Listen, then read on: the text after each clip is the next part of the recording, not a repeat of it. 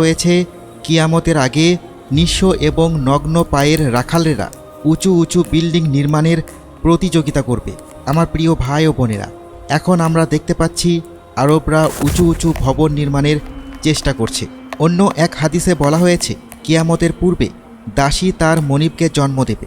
এখন আমরা দেখতে পাচ্ছি উন্নত বিশ্বের অনেক দেশে সারোগেসি খুবই সাধারণ বিষয় হয়ে দাঁড়িয়েছে, যেখানে ধনী লোকেরা তাদের সন্তানদের জন্ম দেওয়ার জন্য একজন মহিলাকে ভাড়া করে। একবার নবী মোহাম্মদ সাল্লাল্লাহু আলাইহি ওয়াসাল্লাম বলেছেন, কিয়ামতের আগে জিনা ব্যাপক হয়ে যাবে। কিছু মুসলিম দেশসহ বিশ্বের অনেক দেশগুলোতে জিনা ভাইরাসের মতো ছড়িয়ে পড়ছে। আস্তাগফিরুল্লাহ।